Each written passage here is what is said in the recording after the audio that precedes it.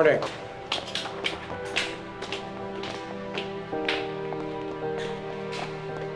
Mayor, Vice, magandang araw po. Si Dimagi ba? Nasa loob po. Chief, si Mayor at Vice Mayor nandito po. Mayor.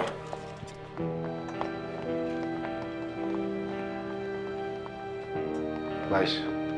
Be useful and get us some snacks. Yes, Mayor.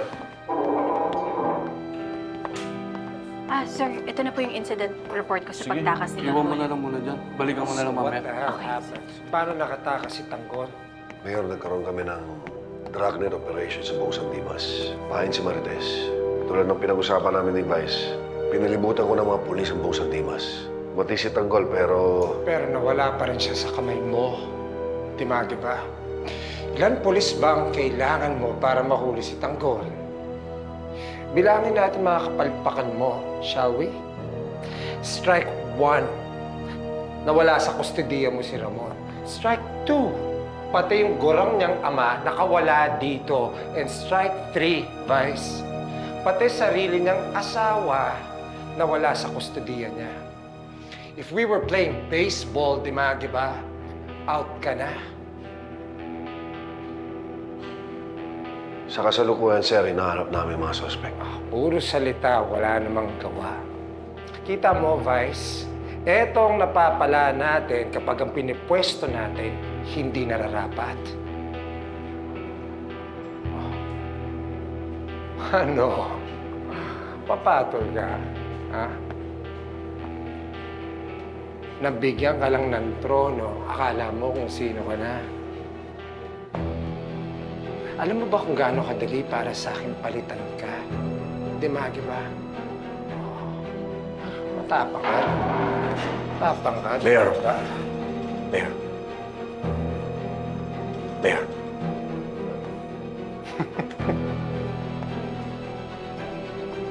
Chill out. Magimas na. Give me some water, Jason. I need to chill out. Alam naman natin kung gaano kahalaga para makulong yan si Tanggol at si Ramon. Yes, sir. Dahil malaking epekto sa atin yun dahil inaasahan tayo ng ating mamaya na supuin ang kriminalidad sa ating lugar. Kapag nagalit ang mga tao, sino bang sisisihin yan? Hindi ba kami at ang hepe? Pag umabot sa puntong gano'n, alam mo naman, wala na akong magagawa kundi palitan ng namumuno. Isipin mo lang, Dimagi ba, nakasalalay dito, reputasyon mo at posisyon mo. Ayaw natin mawala yan. Hindi kayo nagkamali sa pagtitiwala, Vice. Ilalaan ko ang buong buhay ko para mahuli mga Montenegro. Alam ko naman yan. Malaki pa rin ang pagtitiwala ko sa'yo. Huwag mo lang kalimutan, Hepe. Reputasyon namin at reputasyon mo nakataya dito.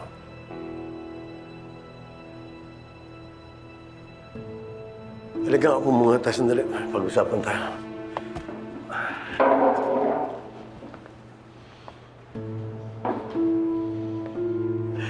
Meron kasing report na dumating sa akin na sa kustodiya mo pala ang dalawang Chinese national. Tama ba? Yes, Vice. Tama ho yan. Nakumpiska po namin ng mahigit 3 kilong droga sa kanila. Ay pumunta ditong attorney nila. Sinubukan po ako susulan pero hindi ko tinanggap. Maaari naman natin na purihin yun sa records at lumabas sila backdoor. Pasensya na ho, Vice, pero sa nakuha sa kanila, ang parusa nila habang buhay pagkakakulong. This is really none of my business, Vice. Are you done wasting my time? Here, go ahead.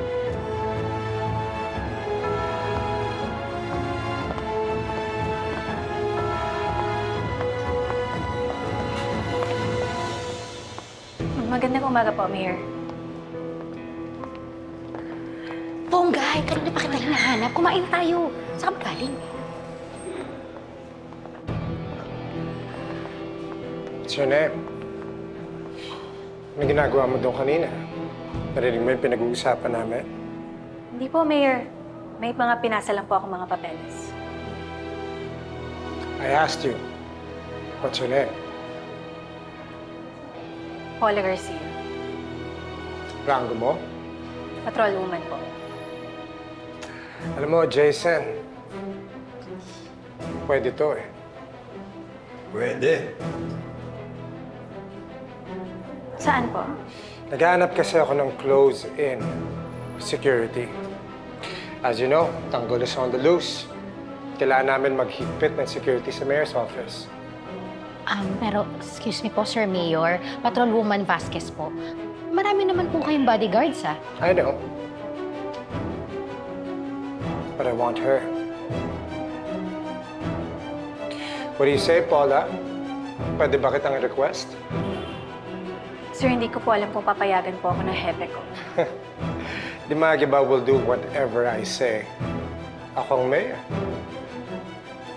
What do you say? Marami na po akong trabaho dito.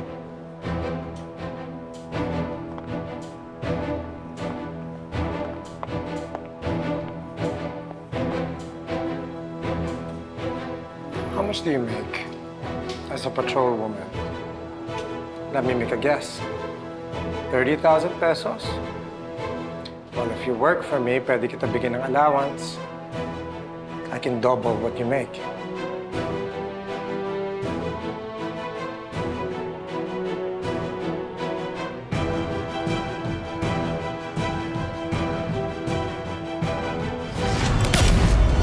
Hepe, hindi naman sufficient yung ebidensyang hawak natin.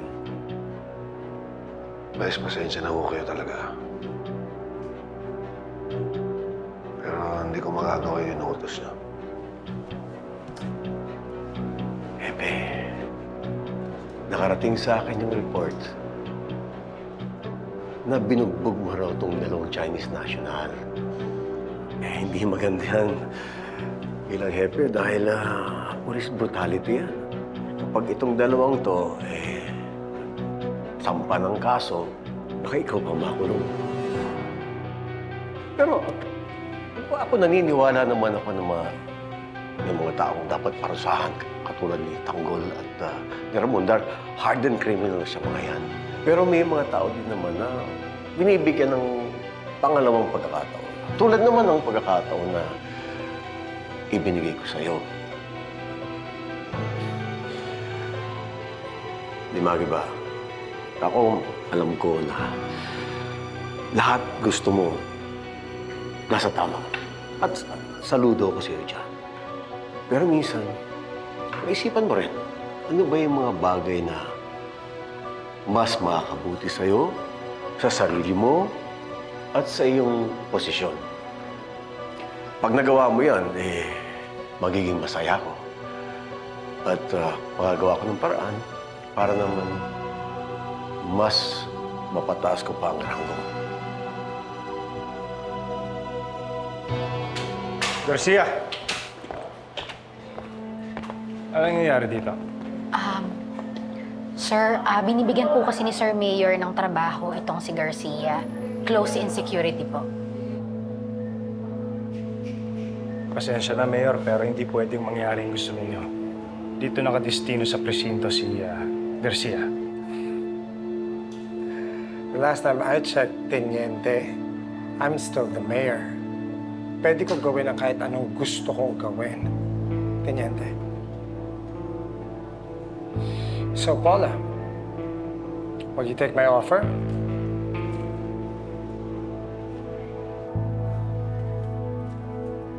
May proseso po kasi tayong sinusundan, Mayor.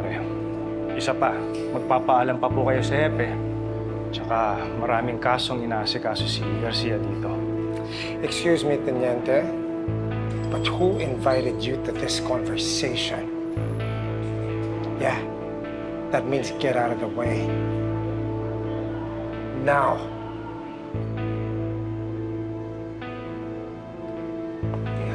Very good. So what do you say, Paula? Magpapaka-hard to get ka ba?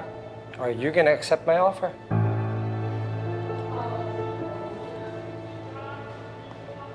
tanggihan mo na.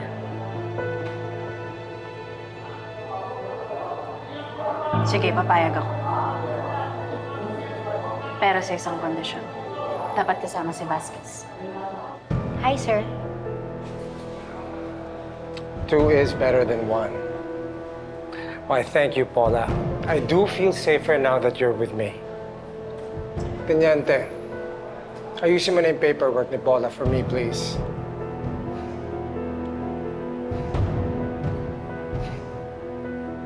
What the hell are you waiting for, Teniente? Move! Sige, sir, mauna na po kami. May gagawin lang po kami. I'll see you, Paula.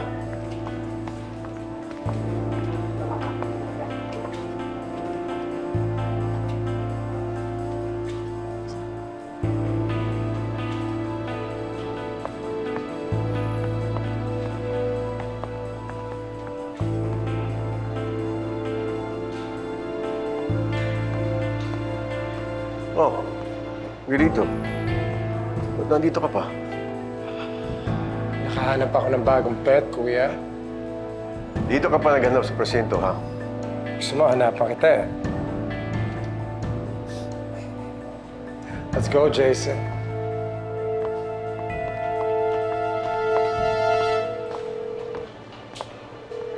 Spinelli, mukhang maayos na to.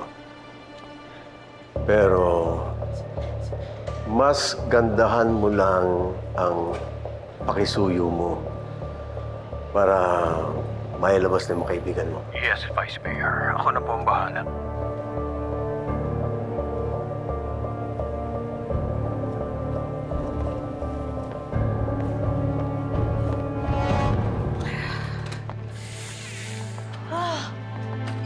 Ayun.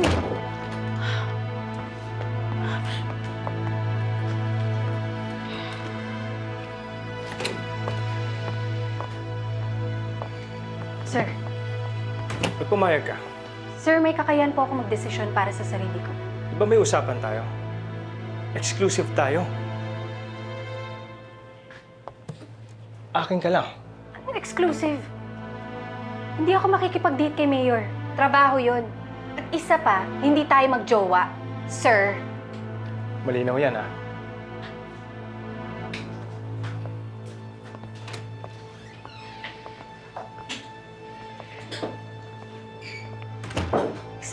isa pa yun dumadagdag sa problema ko. Ang galing mo talaga, friend. Bilib na talaga ako sa'yo. For the habulin ka. Ha? Teka, baka mapatid ka sa sarili mong long hair. Ha? Pati si Mayor nakuha mo. Tapos ngayon pinagseselosan din ni Sir Pogi. Sana oil. Ano bang gamit mong oil para maligawan din ako? Uy, Jonah, wala akong pakialam sa dalawang yun. Eh bakit ka pumayag na maging close in security, Aber? Kasi nagdududa na ako sa mga gerero. Alam mo ba, kanina, narinig ko nag-uusap si na Vice Mayor at si Captain Demagiba. Hindi malinaw eh, pero parang inuutusan ni Mayor na pakawalan yung mga Chinese na nahuli kahapon. Dali, imposible yung sinasabi mo, ha? Dahil life imprisonment ang parusa sa dami ng mga droga nakuha sa kanila. Kaya nga eh.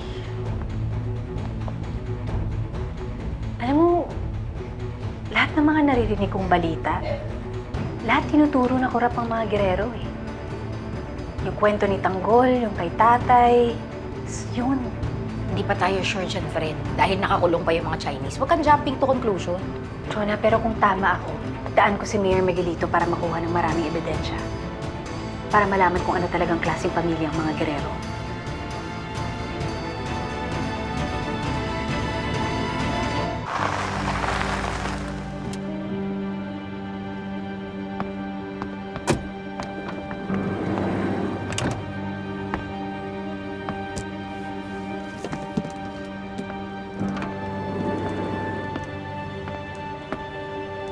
Walang bahala rito.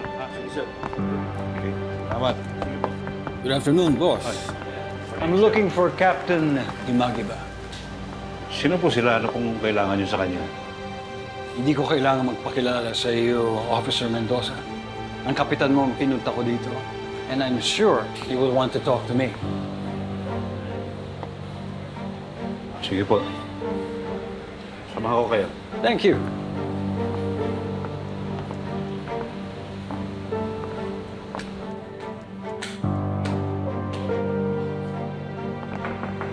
Chief, may gustong kumausap sa'yo. Ayaw magpakilala eh. Sige, papasukin mo. Sir,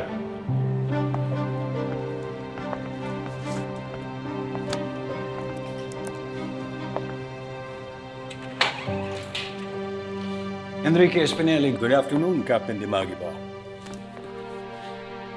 Puka, Thank you.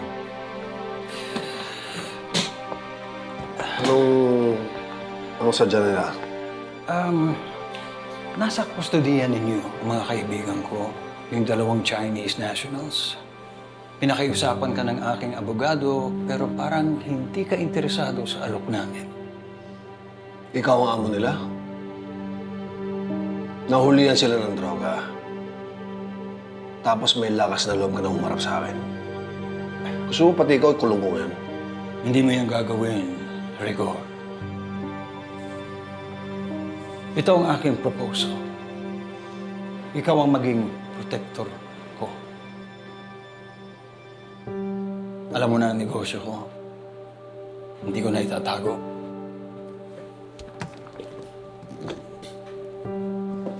Tanggapin mo na ang regalo ko. 5 milyon muna. Sa ngayon. Malaking maitutulong yan sa'yo.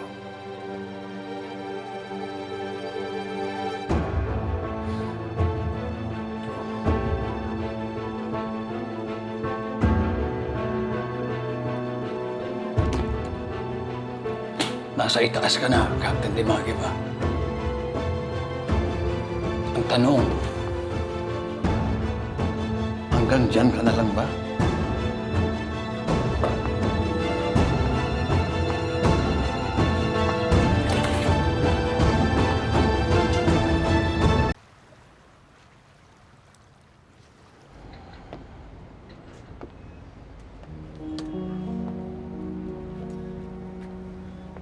Des.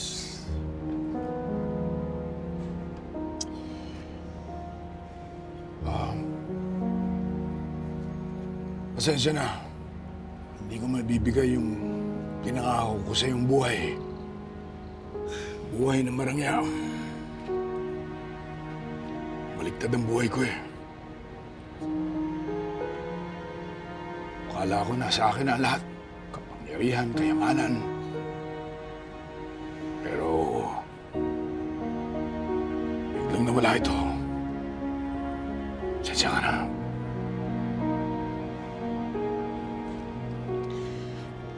Ano ka ba? Huwag mo nang isipin yun, Ramon. Sanay ako sa hirap. Ito, baliwala sa akin to. Ang pinaka-importante sa akin ngayon, magkakasama na tayo ulit nila Tanggol. Yun ang importante sa akin. Paano ngayon yan? Ngayon na nawala na nga sa iyong lahat. Babalik ka pa ba sa dati mong buhay? Magbebenta ka ba ulit ng droga? Mama, I'm done with that. Kung kailangan kong umangat sa buhay, sisiguraduhin kong aangat ako sa tamang paraan. Paano? Bakit? Anong nangyari? Sa maniwala ka o hindi. Na nag-aagaw buhay ako. Nakausap ko ang Diyos.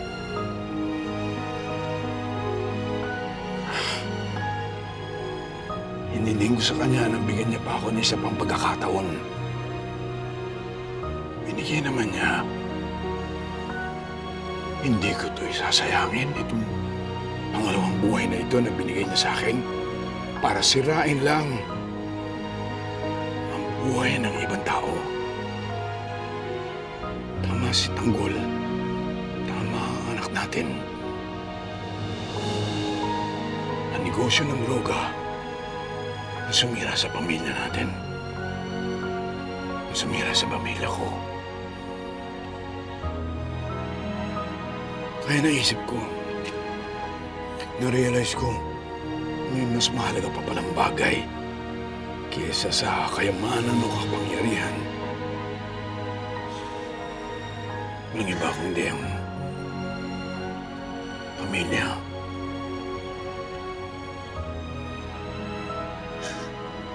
Hindi mo alam kung gaano ako kasaya na marinig sa'yo yan. Alam mo ba, ang tagal-tagal kong dinasal sa Diyos na tumigil ka na sa pagbebenta ng droga. Huwag ka mag-alala. Pangako, hindi dito lang ako sa tabi mo. Ako ang magiging katuwang mo sa pagbabagong buhay mo. Andito lang ako, Ramon. Maraming salamat, Marites. Maraming salamat.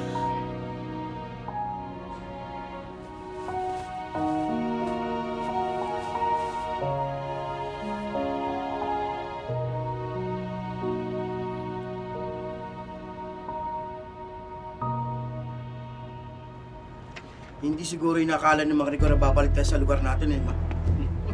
Hindi niya siguro inaakala na liligtas na si Alintes. Nagkakamali kayo. Sinadya talaga ni Rigor yun. Dahil alam niya, nababalikan ko si nanay para iligtas to. Tama si Tanggol. Hindi naman bobo si Rigor eh. Alam niya pag-uugali ni Tanggol. Si Mang Rigor ang nagpalaki kay Tanggol. Ang hindi niya inaakala, na makikipagsabayan tayo sa kanila. Buti na lang kabisado natin ang lugar natin. Kaya nakatakas agad tayo. Ano na kaya ang sasabihin ng mga kapwa niya pulis sa presinto? Ngayon ay nakakasya kami lahat. Ano pa? Di pulpol na pulis. Walang laman ang utakin. Nasisiguro ko, hindi magtatagal, matatanggal yan sa pwesto dahil walang alam. Bobo!